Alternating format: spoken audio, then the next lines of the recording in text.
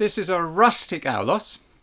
I made it this morning for Callum Armstrong, and it's for a performance of Suppliant Women, a production of Suppliant Women that Callum and I had the enormous pleasure of being involved with in 2016 when John Browne and David Greig and David Greig invited us to develop with them a play by Aeschylus. And for the most part, we played the Louvre Aulos, which I have here. And this is a reproduction of an original in the Louvre, about 2,000 years old.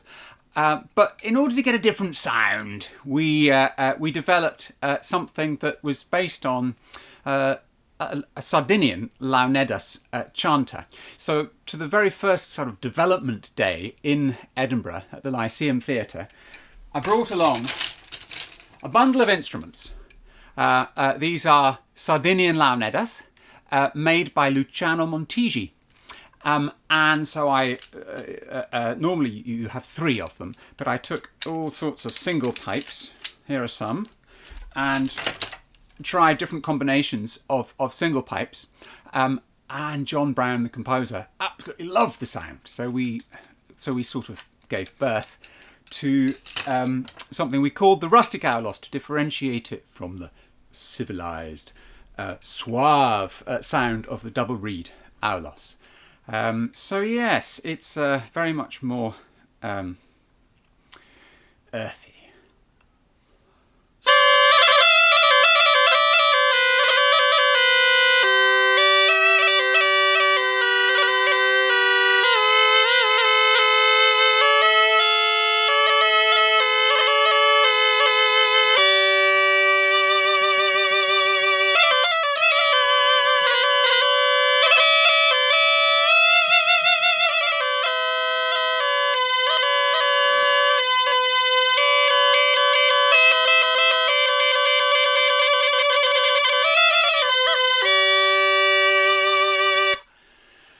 So that gives a vague impression of what it can do, and I suppose, John Browne told us what notes he'd like, and this is what we ended up with. And I must say, I do quite like this combination. So on the on this pipe we have a G, C, D, E, F, and on this pipe we have A, B, C, D, E.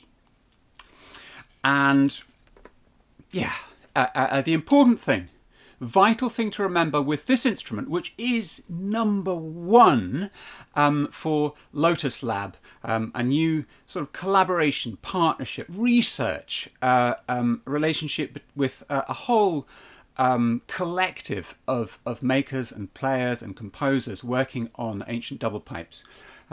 This is number 1, and so I'm very grateful to Callum for ordering it. In fact, it's a barter exchange, so I'm looking forward to some Berlin Aulos reeds from Callum in exchange for this Rustic Aulos, which I should say, I've not made the reeds.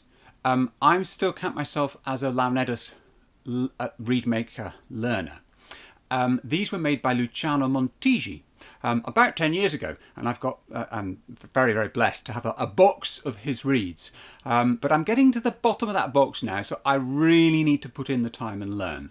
And it's an art that Luciano has taught me, and Luciano learnt from Luigi Lai, and Luigi Lai learnt from Antonio Lara.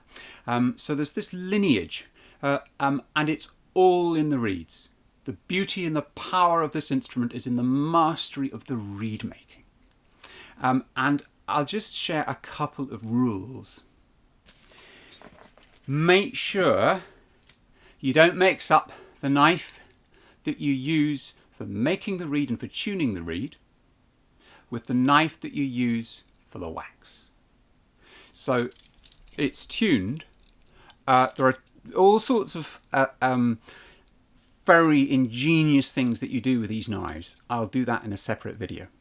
But basically you must have your wax knife and the knife that you use, the wax-free knife, so that you don't end up with wax on the inside of the tongue. That's one of the rules that Luciano taught me. The other two crucial tools, beeswax, and I use just a little barbecue skewer here, a sort of cocktail stick. And that, because this instrument being brand new, although the reeds have been nicely settled, they are, I would say, with temperature changes, inevitably it's going to misbehave a little. New instruments always do. And so there's wax in various places, and that will need to be adjusted in order to get it to 440. I've intentionally, being a new instrument, these are new reeds, I've tuned it about 20-30 cents below A440 because reeds get sharper. So, Callum, I hope you enjoy this instrument. I've had great fun making it. It's not made from cane that I harvested myself. Well, I harvested it from the local garden centre. It's from China. I think it's bamboo. But it's really strong, and I like it. I've followed the Sardinian tradition. I haven't scalloped the holes at all. They're flat, which means you have to sort of train. Your brain has to command where the fingers are. So these two are small. I always have to program my brain very carefully. But the Sardinians are quite insistent. Il cervello deve comandare le dita.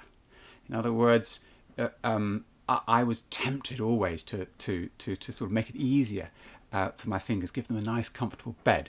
And they said, no, don't do that, Barnaby. You've got to practice. The brain needs to be in charge of where the fingers go. So you learn the hold positions. Well, Callum, you already know these hold positions. So I hope this gives you lots of pleasure.